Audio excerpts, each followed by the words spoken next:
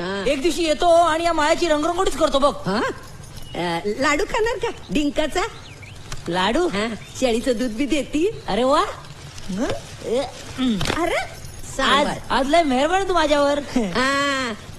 अरे वासंतीच्या हातनं निरोप धाडला आणि पोर आला ना माझा लगल. मग येणारच होतो. मला कळत डोंगरावरची म्हातारी मेली आणि म्हणताना हानम्या हानम्या म्हणत होती म्हणून आलो. मेली, आलो पळत. तिनं माझ्या नावाने काय डबल ठेवलंय ते तरी बघूया. मी डबल ठेवणार आणि तू घेणार. मग घेणारच मी. बरं ते जाऊ दे बाबा, उद्याच्याला घेऊन या औषध. इतिहास सांगू नको. इति वर्ष आणून देतोय ना. अरे आणतो र, पर थोडी गडबड करतो.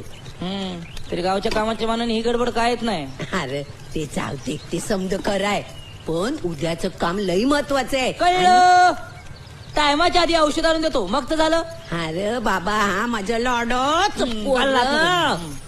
ज्ञानोबा माऊली तुकाराम, ज्ञानोबा माऊली तुकाराम, ज्ञानोबा माऊली तुकाराम, ज्ञानोबा माऊली तुकाराम, ज्ञानोबा माऊली तुकाराम, ज्ञानोबा माऊली तुकाराम, ज्ञानोबा माऊली तुकाराम, माऊली तुकाराम, माऊली तुकाराम, माऊली तुकाराम, माऊली तुकाराम, ज्ञानोबा माऊली तुकाराम, ज्ञानोबा माऊली तुकाराम. हो.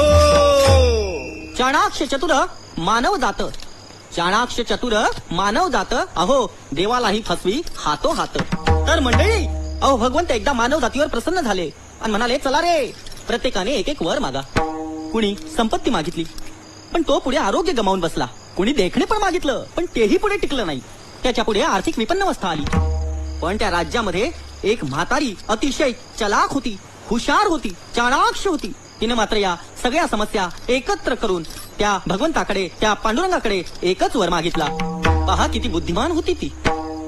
विचार करा, ती म्हातारी म्हटली, हे भगवंता, हे पांडुरंगा, हे विठ्ठला, मला माझ्या खापरपंटीच्या लग्नामध्ये ह्या हातामध्ये मोत्यांच्या अक्षरा घेऊन त्यांची उधळण करून मी माझ्या नातेवाईकांसमवेत आनंदानं गाणार आहे, नाचणार आहे.